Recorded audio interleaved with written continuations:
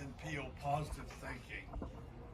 And I've always tried to keep a positive outlook on life. No matter how bad it was, I always figured it's got to be happening for the good. And the epitome of that truth of that statement was when the front engine car blew up and cut off my foot. That could have been the blackest day of my life. And yet it was one of the brightest for drag racing. We put the driver up front. They'd killed 6 pump-fueled dragster drivers into 2 years leading up to that accident, and I came that close to being number 7. They haven't killed 6 since. And look at the speeds. So that just goes to show you everything happens for a reason. And so a lot of people say, if you could change it, would you go back? Because I know exactly what happened. I know what I could have done, and it wouldn't have happened. I'd be scared to death to do that for fear it might disrupt the time continuum of what's supposed to be happening. And, it could cost a lot of people their lives to change that event. And probably I'd have been killed then later in one of the damn things because they were so dangerous. So, with that being said, we'll get right on with is the person here, this is the guy that... Me. I don't generally do this, but you guys are all special. You paid a lot of money for this, so he has a couple of questions that he wanted answered. He said, this is really, I do have it. If I could change one thing in drag racing, what would it be? I'd put the top fuel in the funny cars back to quarter-mile racing, and I'd restrict the motors more. The motors are restricted now tremendously. They don't do whatever they want to do, so we just tune them down a little bit. Get these cars back to about 300 miles an hour and a quarter, then they'd be fine for the distance we have, and the spectators would be so happy because that would put the time back up into the 4-second the race instead of 3.5 or 2.6 seconds. It's just not enough race. That would be my big change. I pray that the Don Garlits Museum will continue on. It's a nonprofit organization. It's run by basically my family, but there's several outsiders. There's 7 people on the board that control it. There'll be no auctions when I die. The facility will continue. We've saved a lot of money. We have money in the bank in case there's something goes wrong, we can operate. During COVID, nobody was sent home. Everybody stayed and worked. We just cleaned up stuff, even though the government closed our doors for a month. But we were able to do, that wasn't a problem. So, but the last question is kind of different. I have a really good memory, and to prove that, I can put a date on a certain thing that happened, and it's when I was born January the 14th, 1932, and on December the 30th, 1933, and I remember that date because it was my brother's birthday. That was the day he was born, and I would have been 1 year and almost 2, lacking 15 days, and I was playing in the front yard, and my mother screamed at me, "Run down and tell Miss Jellison to call the doctor, the baby's coming." I was still in diapers. I ran down the dirt street about the length of this building, probably to the next house, and Miss Jellison was in the yard, and I said, "Miss Jellison, call the doctor, the baby's coming." And I didn't even wait for a response.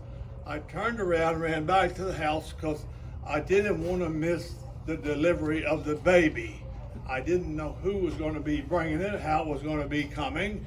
I just knew if a baby was coming.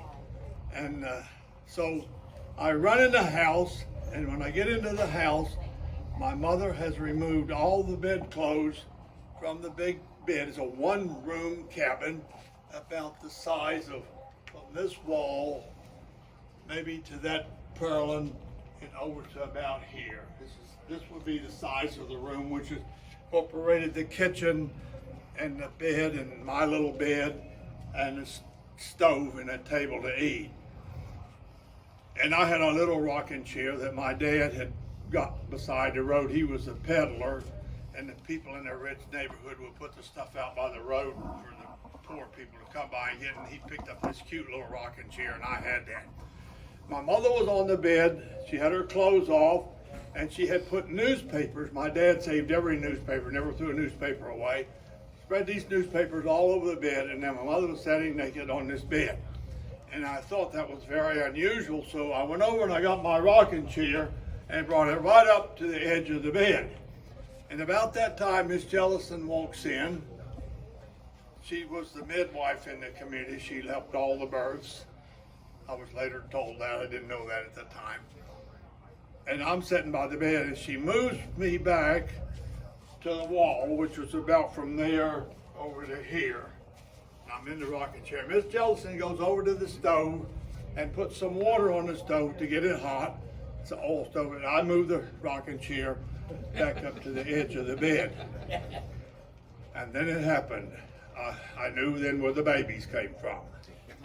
And it was an awesome sight. The blood and everything, you know. But the baby was tiny. It was very small. And just popped right out. And it was blue. And about 2 or 3 minutes later, the doctor walks in the door, and he walks straight over to the bed. He picks the baby up by the feet, and he holds it up like this and looks at it, and he says, "This is a blue baby. It'll be dead by morning." And just kind of not laid it down gently, just like that on the bed. And I'm sitting right there in my rocking chair watching it. Miss Jellison says, "The baby will not be dead by morning." And he said, "Well, if he's not, call me and I'll give you a formula for him." Because I didn't know what that meant, but now I know, you know, Mom's milk, he was real early and Mom's milk hadn't come in. So Miss Jellison goes out into the community and comes back with an armload of hot water bottles. And she puts hot water in these bottles and puts them in the bottom of a bushel basket. My father's at work, by the way. He's not there. And she puts some towels on top of the water bottles, and she lays the little baby in the bushel basket. And I stand up over the basket, and I never take my eyes off the baby. I'm holding the basket. And that's the last thing I remember. And until the next morning, I wake up, I hear the baby crying. I run from my little bed over to the basket, and I look in, and the baby's squirming all around. It's pink and it's crying.